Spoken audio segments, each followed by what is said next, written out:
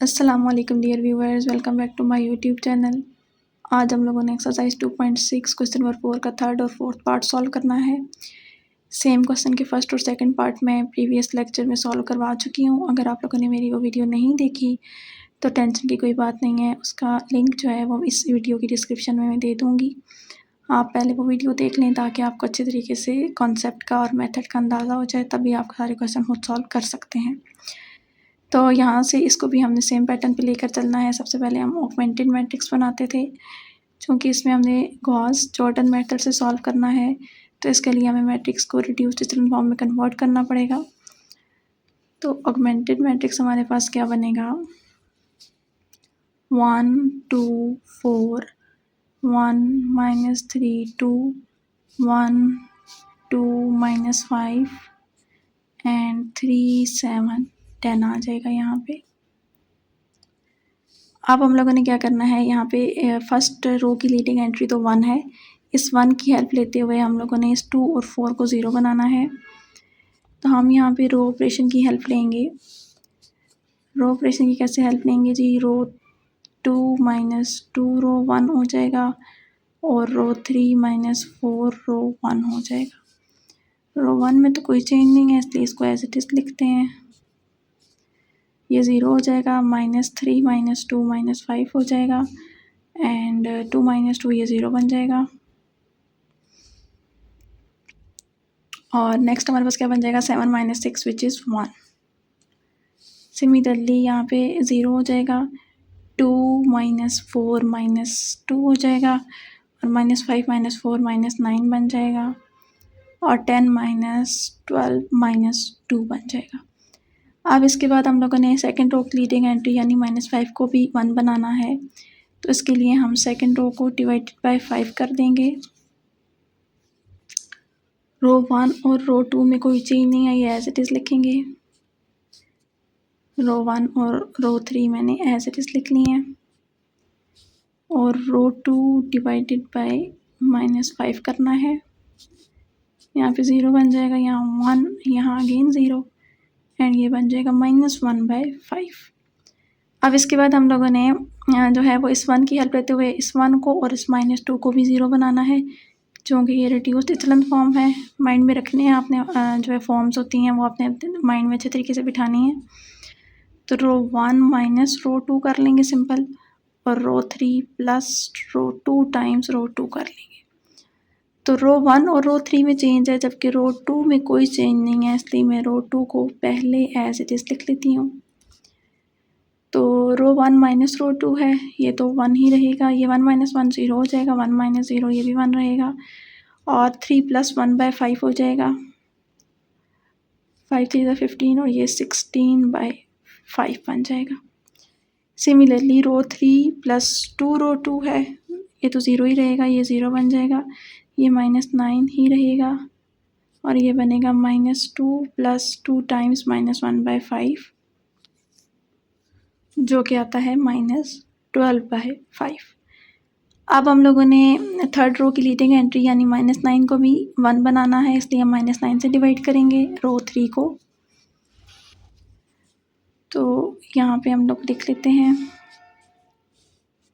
Row 3 divided by -9। रो 1 और रो 2 में कोई चेंज नहीं है, एज इट इज़ लिखेंगे।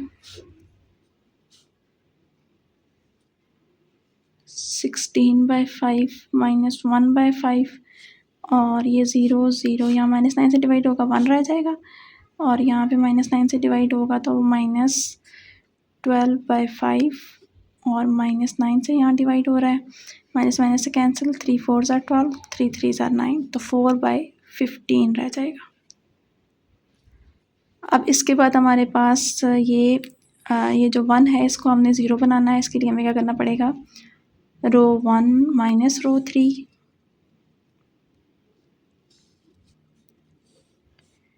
रो 1 माइनस रो 3। तो रो 2 और रो 3 में कोई चेंज नहीं है, इसलिए मैं इनको एज इट इज़ लिख लेती हूँ।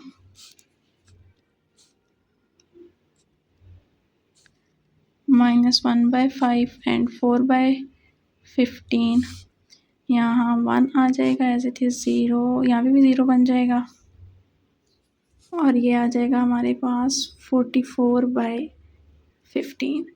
अब यहाँ से हम वैल्यूज़ लिखेंगे x1, x2, x3 की, x1, x2, x3।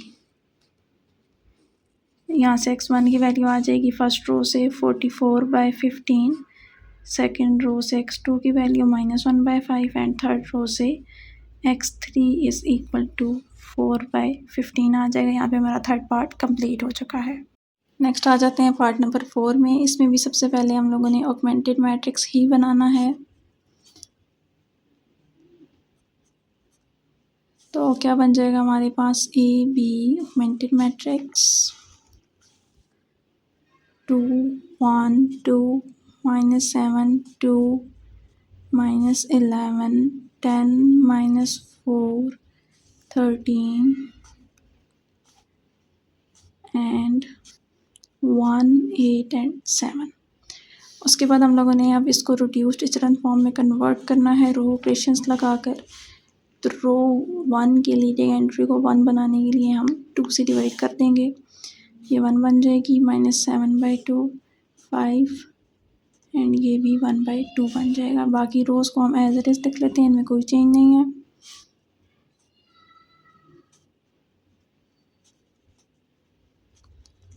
अब हम लोगों ने क्या करना है, इस 1 की हेल्प लेते हुए इन दोनों को 0 बनाना है।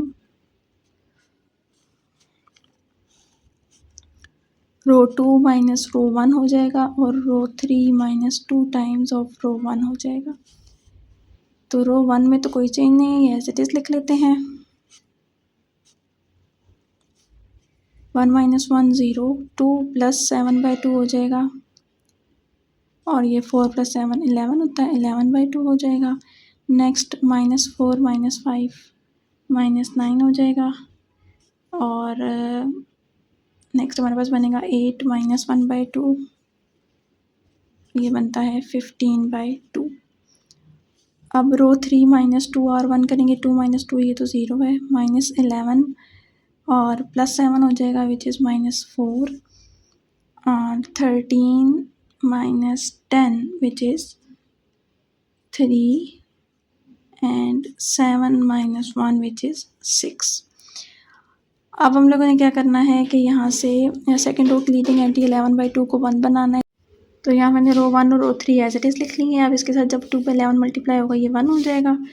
यहाँ पे 2/11 मल्टीप्लाई होगा तो -18/11 हो जाएगा और यहाँ 2/11 होगा, 2 से कैंसिल हो जाएगा तो 15/11 रह जाएगा। अब इसके बाद हमने इस -4 और -7/2 को भी 0 बनाना है। इसके लिए हम रो ऑपरेशन लगाएंगे रो 1 और रो 3 पे। रो 1 + 7/2 रो 2 करना पड़ेगा और रो 3 + 4 रो 2 करना पड़ेगा। रो 2 में कोई चेंज नहीं है इसलिए एज इट इज़ लिख लेते हैं 15/11।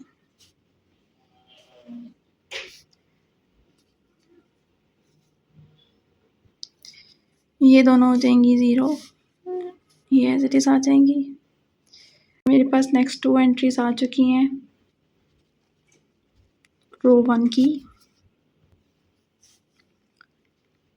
तो ये हमारे पास जो है वो ये वाला स्टेप कंप्लीट हो चुका है। अब हम लोगों ने थर्ड रो की लीडिंग एंट्री यानी -39/11 को 1 बनाना है। तो हम इसके लिए क्या करेंगे, रो 3 को मल्टीप्लाई कर देंगे -11/39 के साथ। रो 1 और रो 2 में एज इट इज़ लिख लेती हूँ।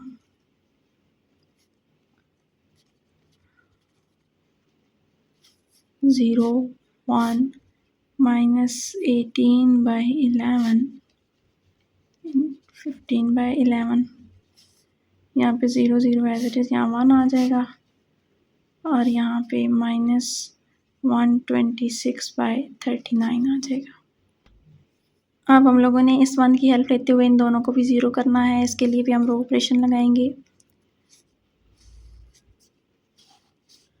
रो 1 + 8/11 रो 3 करेंगे, रो 2 + 18/11 रो 3 करेंगे। तो यहाँ पे हमारे पास फाइनल आंसर आ चुका है। अब इसके बाद हम लोगों ने जस्ट x1, x2 और x3 की वैल्यूज़ लिखनी है।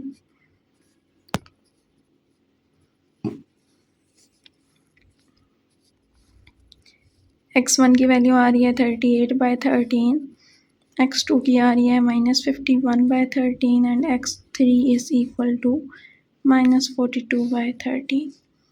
तो यहाँ पे हम अपना आज का लेक्चर एंड करते हैं। नेक्स्ट लेक्चर में नेक्स्ट क्वेश्चन स्टार्ट करेंगे, नेक्स्ट कॉन्सेप्ट स्टडी करेंगे। तब तक के लिए अपना बहुत ख्याल रखिएगा, दुआ में याद रखिएगा। अल्लाह हाफिज़।